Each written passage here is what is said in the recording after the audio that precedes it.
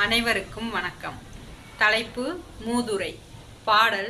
நல்லாரை காண்பதுவும் நன்றே, நலமிக்க நல்லார் சொல் கேட்பதுவும் நன்றே, நல்லார் குணங்கள் உரைப்பதுவும் நன்றே, அவரோடு இணங்கி இருப்பதுவும் நன்று.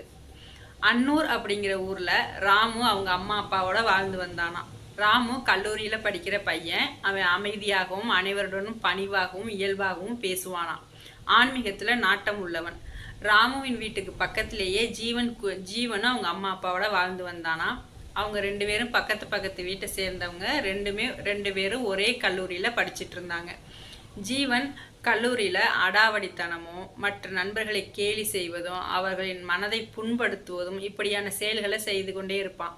ரெண்டு பேரும் ஒருத்தரை பார்த்துக்கிட்டாலும் ராமு போய் தான் பேசுவான். ஆனால் அப்படி ராமு போய் பேசினாலும் ஜீவன் ராமுவை கேலி செய்வதோட அலட்சியப்படுத்தி பேசுவான்.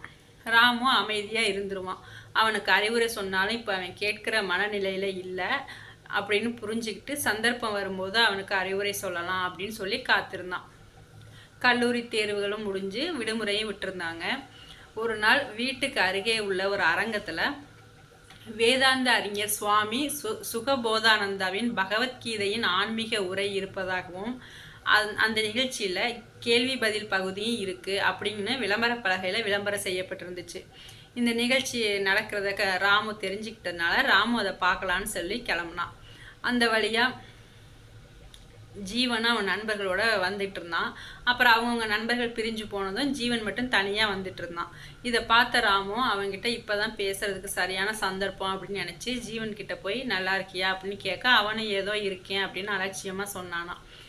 பிறகு ராமு சொன்னானா, பக்கத்தில் இருக்க அரங்கத்தில் சுவாமி சுகபோதானந்தாவோட ஆன்மீக உரை இருக்குது, வா போய் நம்ம போய் பார்த்துட்டு வரலாம் அப்படின்னு சொல்லி கூப்பிட்டானான். நானும் தனியாக தான் போகிறேன், நீயும் வந்தால் ரெண்டு பேரும் சேர்ந்து போகலாம் அப்படின்னு சொன்னானான். ஜீவன் சொன்னானா, எனக்கு இந்த ஆன்மீகத்துலலாம் விருப்பம் இல்லை, இதெல்லாம் வயசானவங்க உட்காந்து பார்க்கக்கூடிய நிகழ்ச்சி, இதுக்கெல்லாம் நான் வரல அப்படின்னு சொல்லி ஜீவன் சொல்லிட்டானான். அதுக்கு ராமு சொன்னானா, இதுவரை நான் எதுவுமே உன்கிட்ட கேட்டதில்லை, இன்னைக்கு உன்கிட்ட பேசணும்னு தோணுச்சு, உன்னை நண்பனாக நினச்சி தான் நான் அழைக்கிறேன், எனக்காக ஒரு முறை வரலாம்ல அப்படின்னு சொல்லி அவன் கூப்பிட்டான். அவனுக்கும் இப்போ இவன் இப்படி தாழ்மையாக கூப்பிட்றானே அப்படின்னு சொல்லிட்டு சரி போய் தான் பார்க்கலாம் அப்படின்னு சொல்லிட்டு சரி வர்றேன் அப்படின்னு சொல்லிட்டானான். ரெண்டு பேரும் உள்ளே போய் அமர்ந்து பார்க்க ஆரம்பிக்கிறாங்க. சுவாமி சுகபோதானந்தா அவர்கள் பகவத்கீதையில் உள்ள பற்பல நல்ல கருத்துக்களை விளக்கிக்கிட்டு இருந்தார். இதையெல்லாம் ரெண்டு பேரும் கேட்டுக்கிட்டு இருக்க கொஞ்ச நேரத்தில் கேள்வி பதில் பகுதியும் வந்துச்சு. எல்லாரும் அவங்கவுங்க கேள்வி கேட்க ஆரம்பித்தாங்க. அப்போ ராமுவும் எந்திரிச்சு ஒரு கேள்வியை கேட்டானான். கடமையை செய் பலனை எதிர்பாராதே அப்படின்னு நீங்கள் சொல்கிறீங்க, ஆனால் மாணவர்களாகிய நாங்கள் மதிப்பெண்ணை எதிர்பார்த்து தானே படிக்கிறோம், நீங்கள் பலனை எதிர்பார்க்க வேணான்னு சொன்னால் எப்படி அப்படின்னு சொல்லி கேட்குறாங்க. அதுக்கு அவர் சொல்ல ஆரம்பித்தாராம், தாங்கள் நல்லா படிக்கிறீங்க, நல்ல மதிப்பெண் பெறணும் அப்படின்னு நினச்சி படிக்கிறதுல ஒன்றும் தவறில்லை, ஆனால் ஒவ்வொரு பாடத்துலையும் இவ்வளோ மதிப்பெண் பெறணும், இவ்வளோ மதிப்பெண் வேணும் அப்படின்னு சொல்லி அதிலே கவனத்தை செலுத்தினா உங்களுடைய படிப்பு சிறப்பாக அமையாது. நீங்கள் எண்ணத்தை குவிச்சு மனசை ஒருநிலைப்படுத்தி படிக்கணும். அதுக்கு ஒரு உதாரணம் சொல்கிறேன். ஒரு ஓவியர் ஓவியத்தை வரைகிறாருன்னா அதில் முழு கவனத்தையும் செலுத்தி அந்த ஓவியத்தை வரையணும். அப்போ தான் அந்த ஓவியம் சிறப்பாக அமையும். அதுக்குண்டான தொகையை அது பெற்று விற்பனை அடையும். அது இல்லாமல் அந்த ஓவியம் வரையும் போதே இதுக்கு 5,000 கிடைக்குமா 10,000 கிடைக்குமா அப்படின்னு ஒரு மனநிலையிலே வரைஞ்சா அந்த ஓவியம் சிறப்பாக அமையாது. நீங்கள் எவ்வளவோ கோயிலில் பழமையான சிற்பங்கள்லாம் பார்த்துருப்பீங்க. அந்த சிற்பங்களை எல்லாம் செதுக்கின சிற்பி தன்னுடைய முழு மனசையும் ஆற்றலையும் எண்ணத்தையும் அதில் குவிச்சு அற்புதமாக செதுக்கியிருப்பார். அதனால தானே அந்த சிற்பங்கள்லாம் காலத்தை கடந்து இன்றளவும் நமது பாரதத்தை நிலைநாட்டும் அளவுக்கு அற்புதமாக காட்சியளிக்குது. அப்படி நீங்களும் படிக்கும்போது கடமை உணர்வோட ஒரே எண்ணத்தோட மிக சிறப்பாக படித்து தேர்வு எழுதுனா சிறப்பான மதிப்பெண் தானாகவே வரும். மதிப்பெண்ணை பற்றி நினைக்காம நம்ம படிக்கணும், செய்ய வேண்டிய செயல்களை சிறப்பாக செய்யணும் அப்படின்னு அறிஞர் சொன்னாராம். அன்னைக்கு உண்டான வினாவிடை பகுதி முடிஞ்சிச்சு. அன்றைய நாள் சிறப்பாக முடிஞ்சிச்சு. இந்த நிகழ்ச்சி 4 நாட்கள் நடைபெறதா இருந்துச்சு. ரெண்டு பேரும் அவங்கவுங்க வீட்டுக்கு விடை பெற்று போயிட்டாங்க. ஜீவன் அவனது பெற்றோர்கிட்ட போய் இந்த நிகழ்ச்சியை பற்றி சொன்னான். அவங்க பெற்றோரும் என்ன புதுசாக இருக்கு, இவன் இப்படியெல்லாம் போக மாட்டானே அப்படின்னு நினச்சி யோசிச்சாங்க. ஆனாலும் பங்கேற்றிருக்கான் அப்படின்னு மகிழ்ச்சியாக இருந்தாங்க. அடுத்த நாளும் இந்த நிகழ்ச்சி நடந்துச்சு. ராமு ஜீவனை கூப்பிட ஜீவனும் பேசாமல் வந்துட்டானா, எதுவுமே சொல்லாமல். அப்போ ராமு அடுத்த கேள்வியை போய் இன்னைக்கு கேட்டானான். நாங்கள் படிக்கிற கல்வியானது மனதில் பதிய என்ன செய்யணும் அப்படின்னு கேட்க அதுக்கு அறிஞர் சொன்னாராம், நீங்கள்லாம் வந்து அதிகாலையிலே, அதாவது பிரம்ம முகூர்த்தத்துல எழுந்து படிக்கணும்.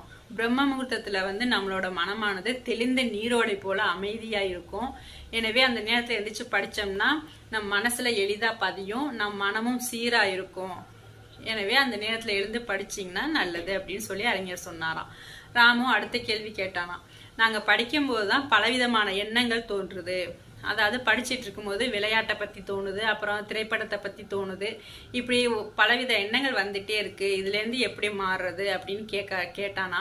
அதுக்கு அறிஞர் சொன்னாராம், நம்மளோட மனமானது குரங்கை போன்றது, தாவி கொண்டே இருக்கும். நம்மளோட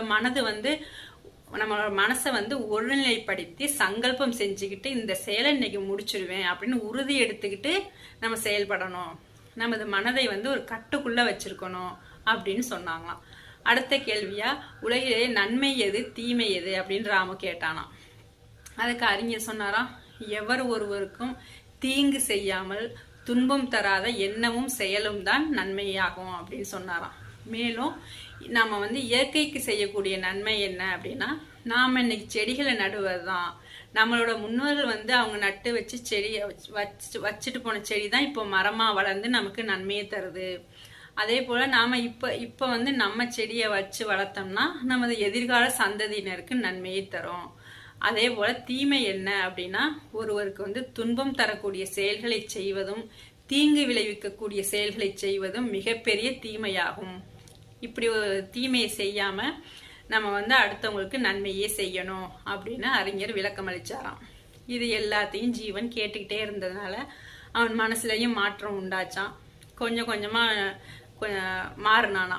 இது எல்லாத்தையும் கேட்டு அவங்க வந்து அறிஞர் சுகபோதானந்தாவை வந்து மறக்க முடியாத வகையில வந்து நினைவிலே நின்றுட்டாங்களாம்.